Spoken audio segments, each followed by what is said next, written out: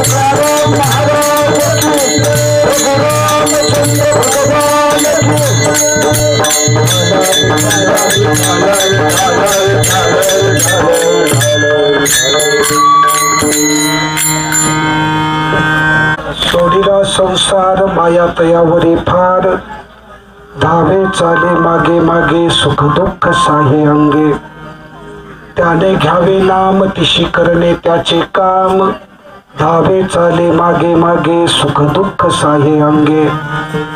तुका म्हणे भोळे विठ्ठल कृपेचे कुवळे, धावे चाले मागे मागे सुख दुःख साहे अंगे। पांडुरंग करू प्रथम नमन, पांडुरंग करू प्रथम नमन,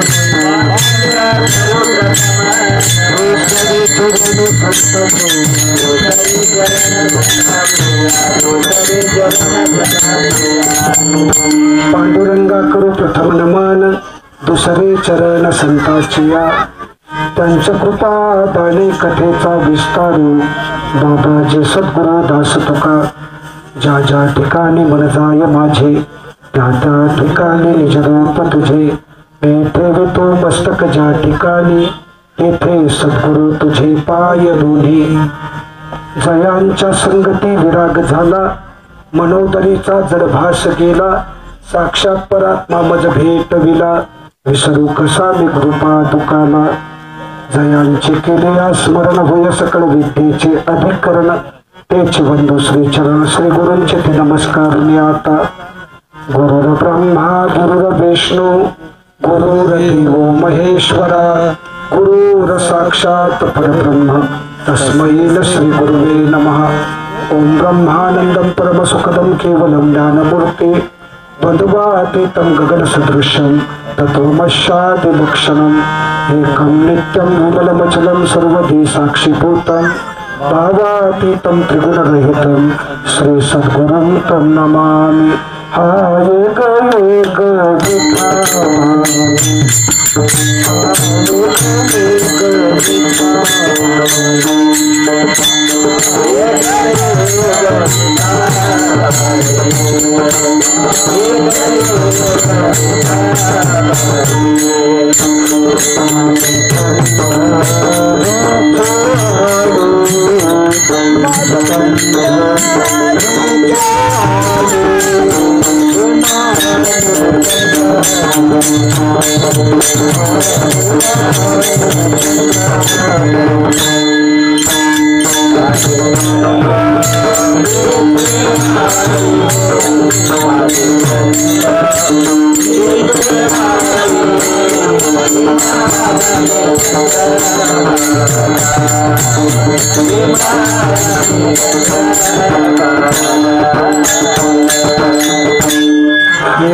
विठाबाई माझे पंढरीचे आई, विमानी चंद्रभागा तुझ्या चरणीच्या गंगा, विठाला विठाला विठाला।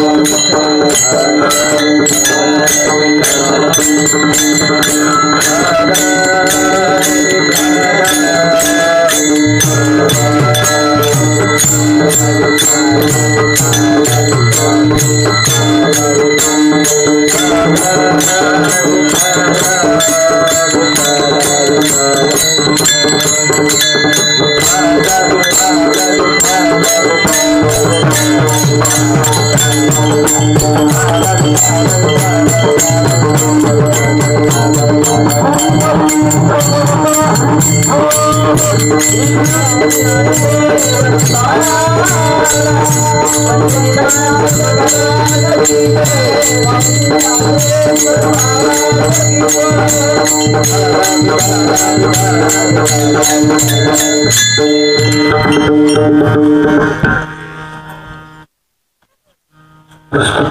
प्रसंगी दिंडी सोहळ्याचा दुसऱ्या दिवसाचा असणारा मुक्काम हरिभक्तीपर्यंत नेहरू राधाजी काळे यांच्या निवासस्थानी संपन्न होत आहे.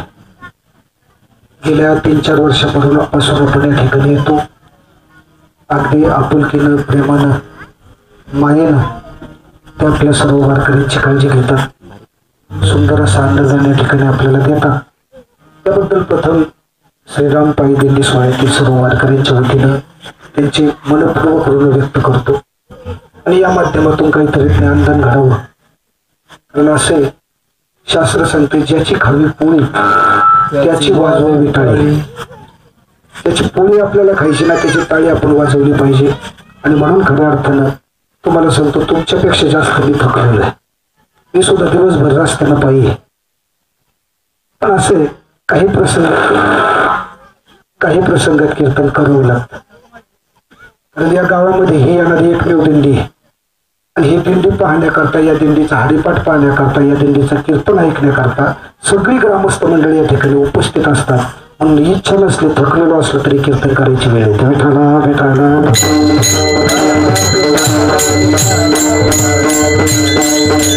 या सेवेकरता निवडलेला अभंग देहुनिवासी विश्ववंदनीय विश्वभूषण जगद्गुरु वैराग्याचे महामेरू असणारे संत श्रेष्ठ तुकाराम महाराज यांचा 4 चरणाचा उपदेशपर प्रकरणातील मानवी जीवाला भगवंताची कृपा संपादन करणं का गरजेचं आहे याचं वर्णन करणारा अभंग आहे. विठाला विठाला.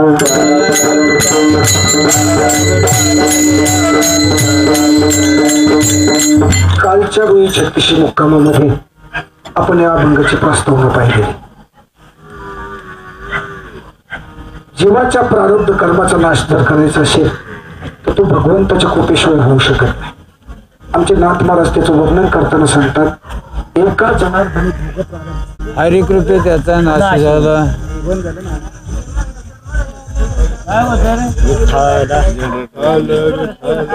जनरेटर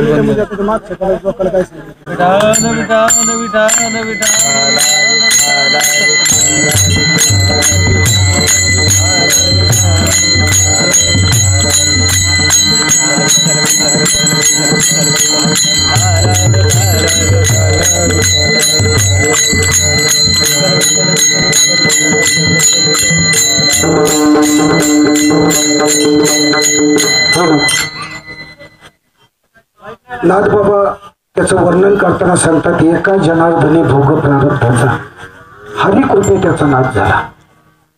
जीवाच्या प्रारब्ध कर्माचा नाश जर करायचा असेल तर तो भगवंताच्या कृपेशिवाय होऊ शकत नाही.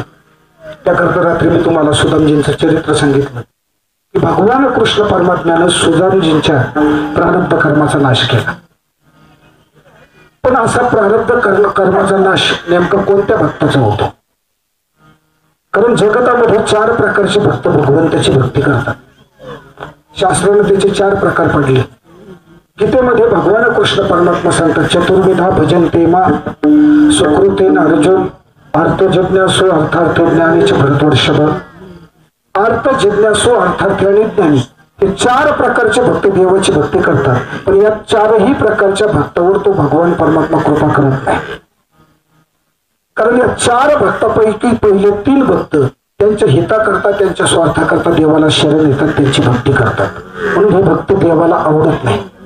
तर जो ज्ञानी भक्त आहे, जो कुठलीही अपेक्षा करत नाही, फक्त भगवंताच्या प्राप्ती करता भगवंताची भक्ती करतो ना, असा भक्त त्या भगवान परमात्म्याला आवडतात. कारण लावली ज्ञानेश्वरीमध्ये सांगतात, आपुलाल्या हिताचे निलोभे मजा आवडे तो हे भक्त झोंबे परे मेच करे वालुबे ऐसा ज्ञानी ऐकू. माऊली सांगतात की हे 3 भक्त त्यांच्या हिताकरता, त्यांच्या स्वार्थाकरता देवाला शरण येतात. म्हणून देवाला ते आवडत नाही. जो ज्ञानी भक्त आहे, तो कुठल्याही अपेक्षेशिवाय कुठल्याही स्वार्थाशिवाय केवळ परमात्मा प्राप्ती करता त्या परमात्म्याची भक्ती करतो. तो ज्ञानी भक्त त्या भगवान परमात्म्याला आवडतो. विठाला विठाला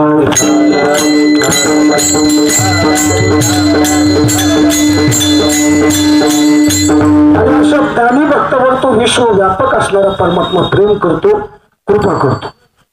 ज्ञानी भक्त कसे असतात त्याचे वर्णन करत असताना तुकोबारा अभंगाच्या पहिल्या चरणामध्ये सांगतात. सोडिला संसार सोडिला संसार सोडिला संसार सोडिला संसार सोडिला संसार सोडिला संसार सोडिला संसार सोडिला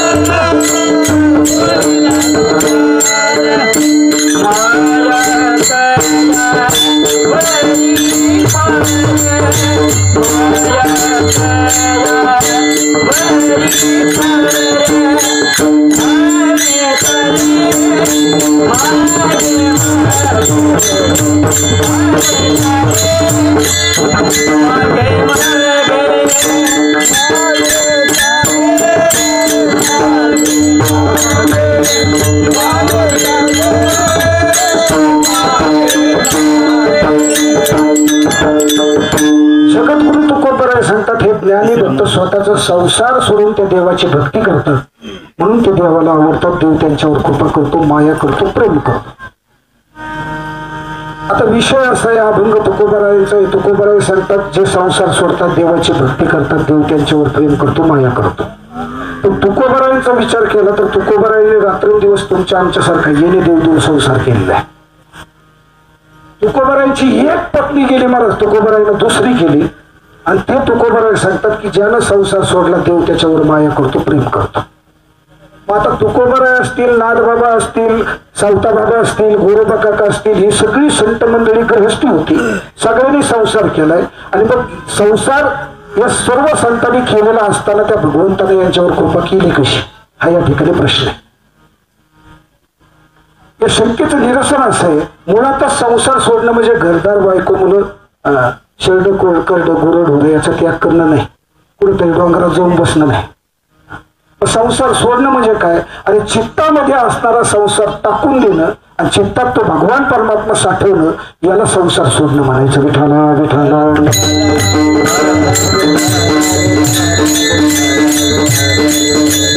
गोकुळच्या गवळणींचा विचार केला तर त्या गवळणी तुमच्या आमच्यासारख्या देहान प्रपंचामध्ये राबत होत्या, पण चित्तानं मात्र अखंड भगवान कृष्ण परमात्म्याच्या संगतीमध्ये होत्या. त्यांना आपल्यासारखे गुरढोरं होते, बायका होता, नवरे होते, मुले होते, जनावरे होते, शेतीवाडी होती, त्याही आपल्यासारख्या प्रपंच करत होत्या. पण प्रपंच करत असताना देहानं प्रपंचामध्ये राहत होत्या, चित्तानं भगवान कृष्ण परमात्म्याच्या संगतीमध्ये राहतो. आणि म्हणून जेव्हा जेव्हा दही दूध विकण्याकरता त्या मथुरेत जायच्या ना, तेव्हा दही घ्या, दूध घ्या असं त्या म्हणत नव्हत्या. त्या म्हणायच्या गोविंद घ्या कोणी दामोदर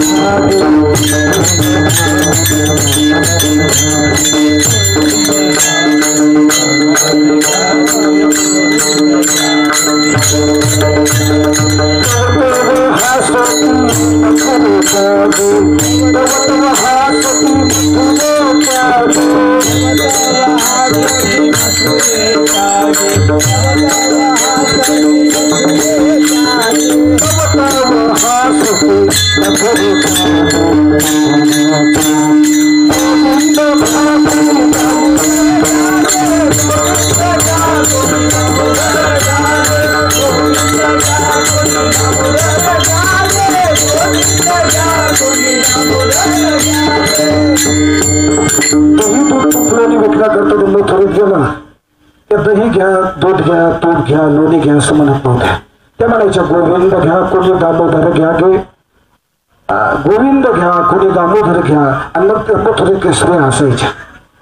त्या विचार करायच्या काय वेड्या गवळणी आहेत, दही विकायला येतात, दूध विकायला येतात, गोविंद घ्या म्हणतात, दामोदर घ्या म्हणतात. आणि मग एक दिवस त्या गोकुळामध्ये असणाऱ्या एका वृद्ध गवळणीनं त्या सगळ्या गवळणींना आपल्या जवळ बोलवलं. त्यांच्या डोक्यावरची माठ खाली घेतली, विचारू लागली का हो तुम्ही दही दूध तुपलोनी विकण्याकरता मथुरेमध्ये येता आणि गोविंद घ्या दामोदर घ्या म्हणता.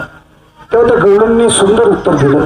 त्या गवळणीनं सांगितलं की तो भगवान कृष्ण परमात्मा मी डोळ्यानं पाहिला, तो आमच्या चित्तात जाऊन बसला, म्हणून वाणीनं सुद्धा त्याचा उच्चार होतोय. देखला डोळा पैसला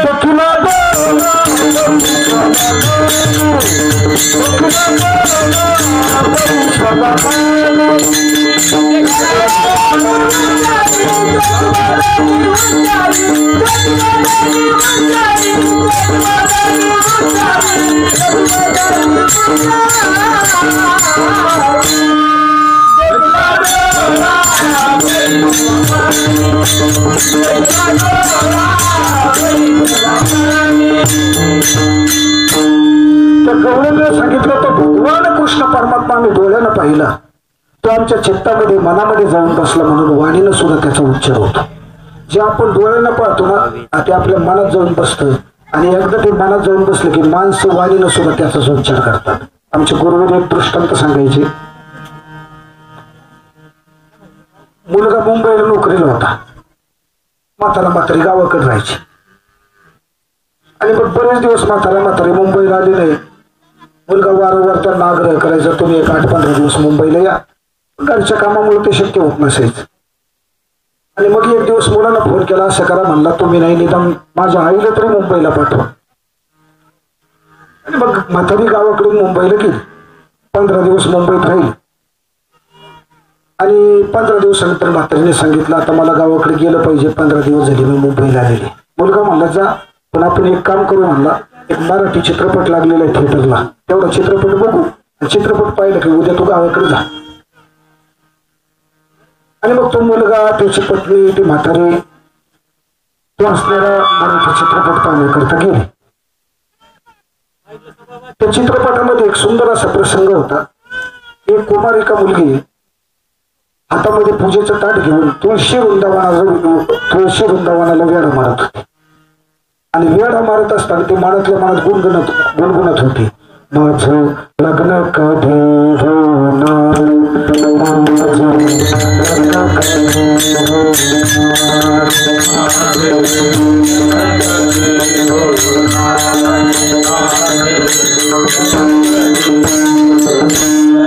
मुलगी त्या तुळशी वृंदावनाला वेढा मारत असताना गुणगुणत होती, माझं लग्न कधी होणार. ते त्या म्हातारीनं बारकाई नाही ऐकलं, ते तिच्या मनात जाऊन बसलं. दुसऱ्या दिवशी सकाळी म्हातारीनं दळण करायला घेतलं, आणि ते दळणातले खडे निवडत असताना म्हातारी सुद्धा म्हणू लागली, माझं लग्न कधी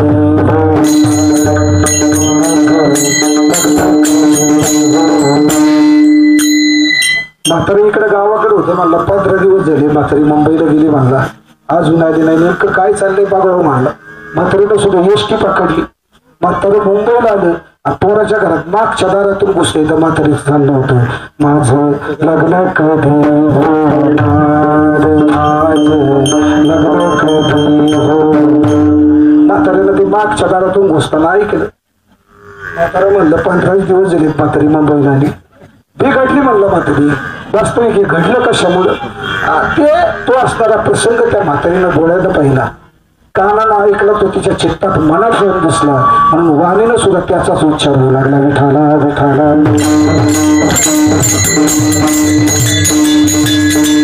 तसं त्या गोकुळच्या गवळीने ध्यान प्रपंच करत होत्या, तर त्या कृष्ण परमात्म्याचं रूप स्वरूप त्यांनी डोळ्याने पाहिलेलं असल्यानं तो परमात्मा त्यांच्या चित्तात जाऊन बसला आणि वाणीनं सुद्धा त्याचाच उच्चार होत होता. म्हणून त्या दही घ्या, दूध घ्या, तूप घ्या, लोणी घ्या असं म्हणत नव्हत्या. त्या म्हणायच्या गोविंद घ्या, कोणी दामोदर घ्या. वास्तविक त्या प्रपंचाचं कर्म करायच्या, पण चित्तानं मात्र कृष्ण परमात्म्याच्या संगतीत असायच्या. आणि असं चित्तानं भगवंताच्या संगतीत असणं म्हणजे संसार सोडणे. विठाला विठाला.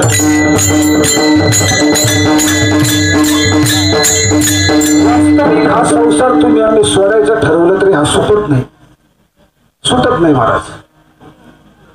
त्याला कितीही सोडायचा प्रयत्न केला करा, तो संसार आपल्याला सोडत नाही. एक उदाहरण सांगतो. एक जण असं प्रपंचाला वैतागला. त्याची बायकोची भांडणं झाली. म्हणला मी घर सोडून चाललो, पुन्हा घरी येणार नाही, तुझं माझ्या अजिबात जमणार नाही. आणि मग लांब एका डोंगरावर जाऊन बसला. डोंगरावर बसल्यानंतर चारसाखाली गुराखीची पोरं होती. म्हणले काय भानगडे, कोणतरी आले म्हणले. डोंगरावर लिंबाच्या झाडाखाली बसले. ते गुराखीचे पोरं त्याच्याकडे गेले, त्याची चौकशी करू लागले. म्हटले तुम्ही कुठून आले, इथं काय आले. तेव्हा म्हाताऱ्यानं सांगितलं मी प्रपंचाला वैतागलो म्हणला, ते संसार आता मला नको म्हणला, तो सोडून आलो म्हणला. इथं आता इथेच राहायचं ठरवलंय. पोरं म्हणले आता इथं राहायचं, पण ही उघड्या बाजारी कथा नावडे पंढरीनाथ इथं सगळं उघडच आहे म्हणले.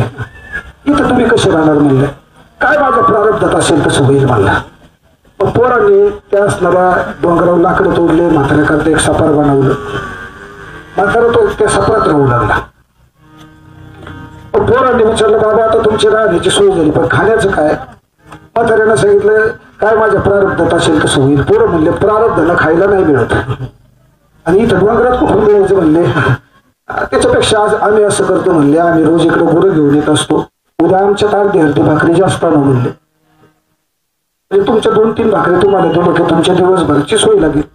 दुसऱ्या दिवशी पोरांनी 2-3 भाकरी जास्त आणल्या. म्हातारीची दिवसभराची सोय लागली. संध्याकाळी म्हातारीचं भोजन झालं. पण त्यानं असं विचार केला तर संध्याकाळी खाल्ले, उद्या जर पोरं सकाळी लवकर नाही आली तर सकाळी खायचं काय. त्यातलीच एक भाकर शिल्लक ठेवली. आता एका फडक्यात बांधली, उशाला ठेवली. रात्रीची वेळ हा असणारा ग्रहस्थ झोपी गेला. त्या डोंगरातली उंदर त्या भाकरीच्या वासाने तिथं गोळा झाली. ते उंदर उशाकडे आले की हाताने हाणायचं, ते पायाकडे जायचे, पायाने हाणले की पुन्हा उशाकडे यायचे. रातभर म्हातारा जार झाला. रात्रभर त्याला झोप आली नाही. दुसऱ्या दिवशी गुराखीची पोरं आली, त्या डोंगरावर गेली, त्या म्हाताऱ्याची विचारपूस करू लागली. आता कसं काय म्हणले, आता जेवणाची व्यवस्था झाली, राहण्याची व्यवस्था झाली, आता काय अडचण आहे. म्हातारा म्हणला सगळी अडचणच येतात. नेमकी काय अडचण आहे. त्या ग्रहस्थाला सांगितलं हे बघा म्हणला या डोंगरात इतके उंदर आहेत म्हणले, उंदरांनी मला रात्रभर झोप नाही येऊ दिली.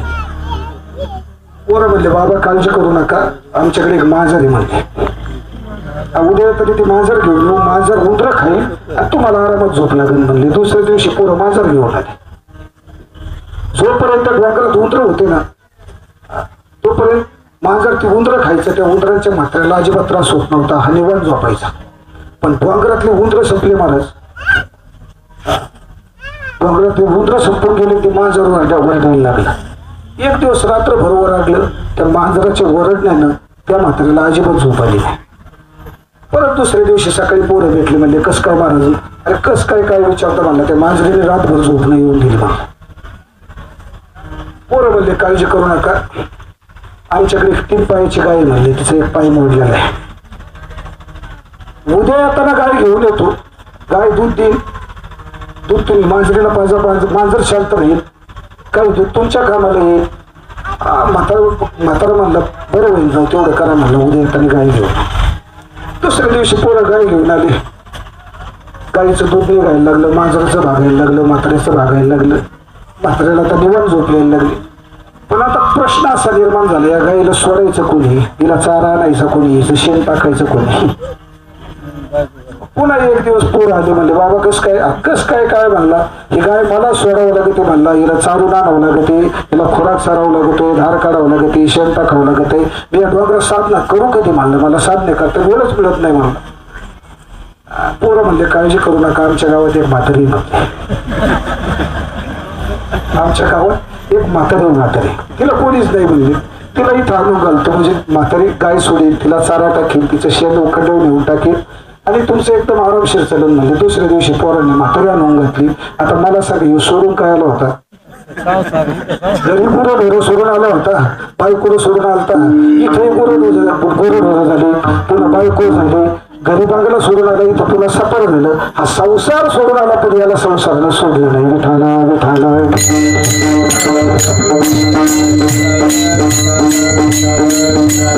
तुम्ही आम्ही संसार सोडायचं ठरवलं ना तरी हा संसार आपल्याला सोडत नाही महाराज.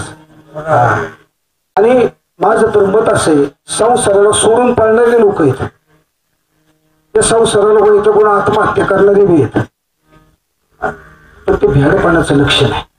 कारण जे 4 आश्रम शास्त्रांना सांगितले, गृहस्थाश्रम, ब्रह्मचर्य आश्रम, वानप्रस्थाश्रम आणि संन्यासाश्रम, या 4 आश्रमापैकी सर्वश्रेष्ठ असणारा आश्रम गृहस्थाश्रम आहे. कारण इतर 3 आश्रम गृहस्थ आश्रमावर अवलंबून आहेत. आमचे तुकोबाराय सांगतात, जरी झाला संन्याशी मध्यानाशी पूर्वशी. जरी एखादा संन्याशी झाला, ब्रह्मचारी असला, वानप्रस्थ असला, दुपारी 12 वाजले तर भूक लागते का नाही? मग भूक लागल्यावर त्याला गृहस्थाच्या दारात येऊन उभं राहिल्याशिवाय पर्याय नाही. म्हणून गृहस्थ आश्रम सर्वात श्रेष्ठ असणारा आश्रम आहे. नवे नवे गृहस्थ आश्रम करणं, संसार करणं, प्रपंच करणं हा आपला स्वधर्म आहे. आणि गीतेमध्ये कृष्ण परमात्म्यानं स्वधर्माचं आचरण करायला सांगितलेलं आहे. प्रसंग असा आहे, कौरव पाठ एवढाच प्रसंग सांगतो, जय विठ्ठल करतो, काळजी करू नका, उरलेला आपण नंतर बघू. आपल्याला घाई नाही, 8 दिवस जायचे, तिथपर्यंत जाऊस तर सुटला तरी बाद झाला.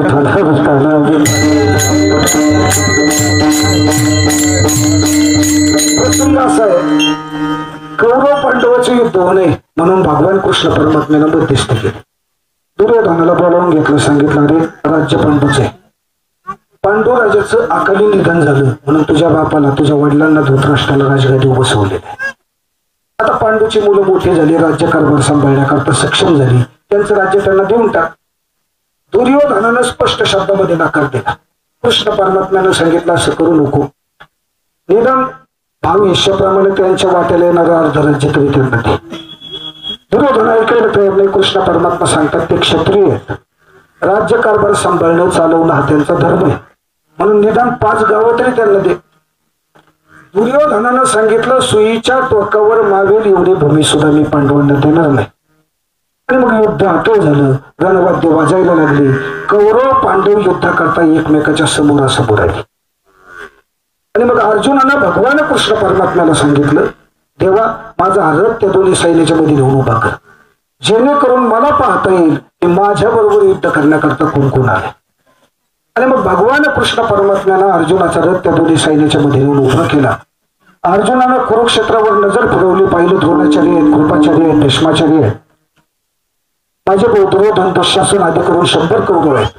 नवे नवे माझी सर्व आप्त नातेवाईक मंडळी या ठिकाणी माझ्या बरोबर युद्ध करण्याकरता आलेली आहे. आणि मग अर्जुन कृष्ण परमात्म्याला सांगू लागला, देवा मी यांच्या बरोबर युद्ध करणार नाही, मी हातात शस्त्र धरणार नाही, यांच्या रक्तानं माखलेलं राज्य भोगण्यापेक्षा मी तीर्थयात्रेला निघून जाईल, संन्यास घे. कृष्ण परमात्मा म्हटले, अरे मागाशी मोठ्या जोशात होता, सांगत होता रथ त्या दोन्ही सैन्याच्या मध्ये नेऊन उभा कर, बघू दे कोण कोण युद्ध करण्याकरता आलोय, आणि आता म्हणतो युद्धच करणार नाही. आणि अर्जुन सांगू लागला, सांगणारे कृष्णा यांच्या बरोबर युद्ध कसा करू, यांच्या संगतीत लहानाचा मोठा झालो, ते माझे दुर्योधन, दुःशासन आदी करून 100 कौरव या ठिकाणी माझ्या बरोबर युद्ध करण्याकरता आले. ज्यांच्या अंगा खांद्यावर खेळलो, त्यांच्या बोटाला धरून चालायला शिकलो, ते द्रोणाचार्य, भीष्माचार्य या ठिकाणी माझ्या बरोबर युद्ध करण्याकरता आलेले.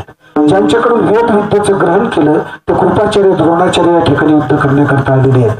सांग मी यांच्या बरोबर युद्ध कसा करू, यांना कसा मानू, मी जर यांना मारलं तर गुरु गोत्रजांना मारल्याचं पातक मला लागेल.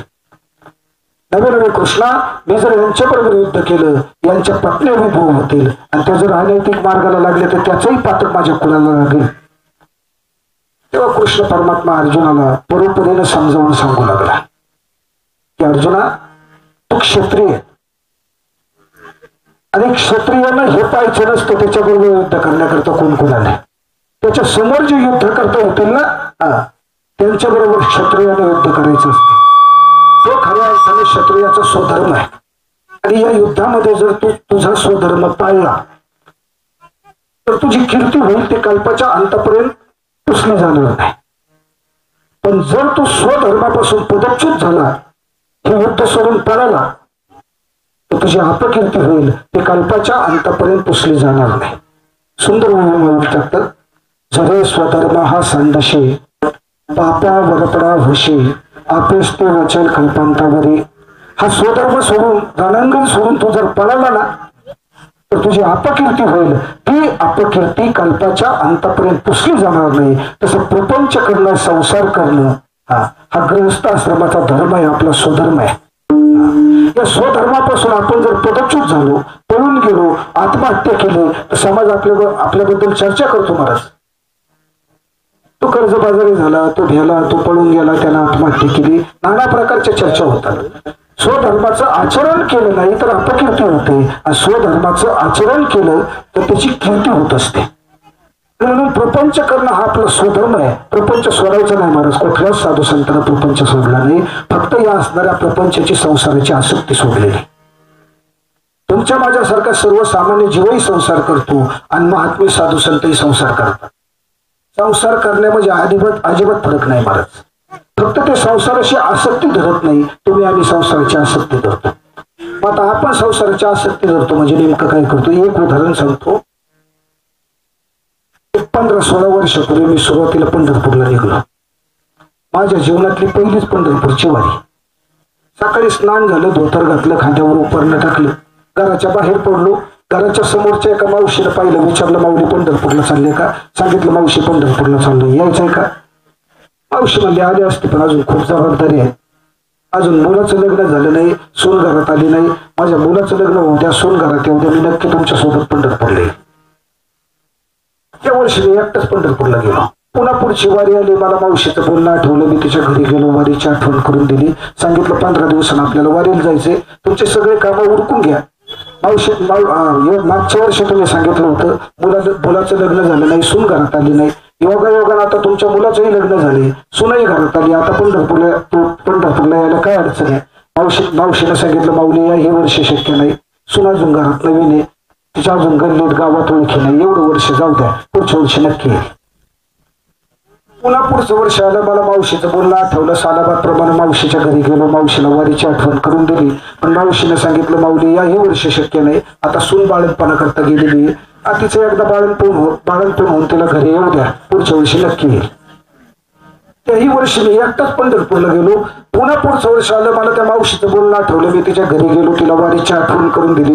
मावशीनं सांगितलं माऊली आता याही वर्षी शक्य नाही, कारण आता नातूच माझ्याशिवाय राहत नाही. शेवटी मावशी गेली पण पंढरपूरला नाही आली.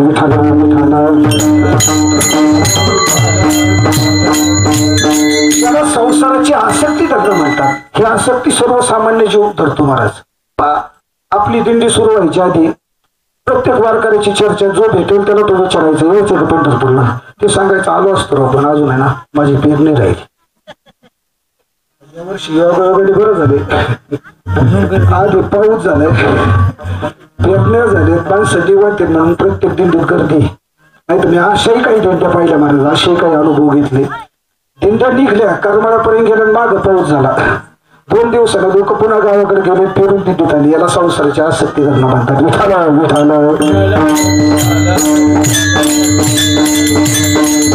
ही आसक्ती संत महात्मे धरत नाही. मग ते संसार कसा करतात? त्याकरता नाथबाबा 2 दृष्टांत सांगतात. पक्षी अंगणी उतरते ते का गुंतणी राहते, पैसे असावे संसारी जोवरी प्राचीनाची धुरी, वस्ती कर वस्ती आला प्रातःकाळी उठून गेला, पैसे असावे संसारी जोवरी प्राचीनाची धुरी. नाथबाबा सांगतात पक्षी तुमच्या दारामध्ये येतात, दाणे टिकतात, लगेच निघून जातात, ते आपल्यात गुंतून राहत नाही. त्याप्रमाणे तुम्ही आम्ही संसार करावा. नवे वाटेचा एखादा वाट सुरू असावा, दिवसभर प्रवास करून थकावा, एखाद्या वस्तूवर त्यानं मुक्काम करावा आणि पहाट होताच उठून निघून जाऊन त्याप्रमाणे संसार करावा. आणि असा संसार साधू संत महात्मे करतात. ते संसारात राहतात पण चित्ताला भगवंताच्या संगतीत राहतात. याला खऱ्या अर्थानं संसार सोडणं म्हणायचं. आणि असा संसार ज्यांनी सोडलेला आहे त्या भक्तांवर ते भगवान परमात्मा कृपा करतो. विठोबा कुमार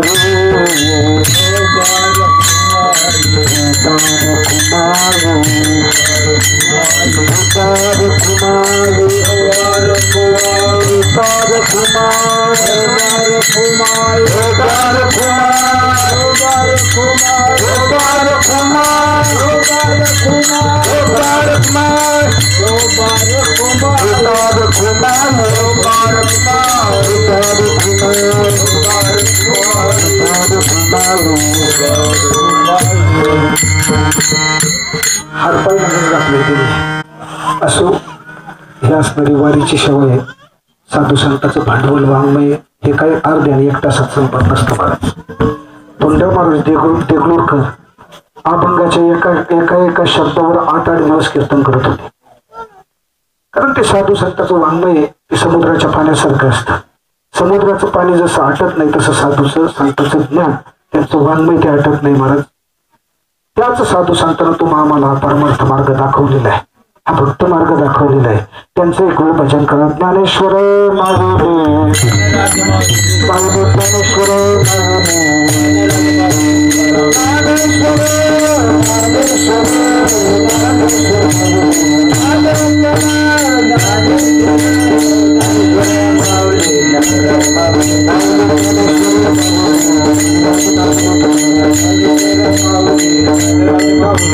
झालेल्या सेवा पांडुरंग परमात्मा प्रभू रामचंद्र माझे हृदयस्थ सद्गुरू संत सेवक महादेव महाराज काळे आणि तुम्हा सर्व संत सज्जन महाराजांच्या चरण कमलावर समर्पित करतो आणि शिवेला पूर्ण विराम देतो. जय विठ्ठल जय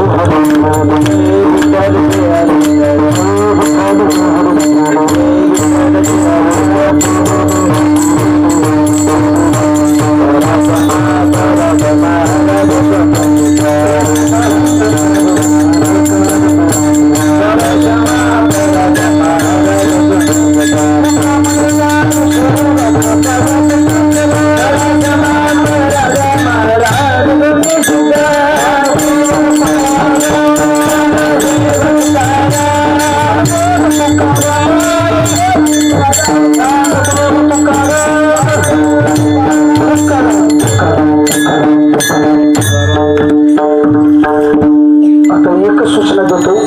आता सगळ्यांनी भजन करायचे, शांत झोपायचे. दिवसभर आपण थकलेलो आहोत.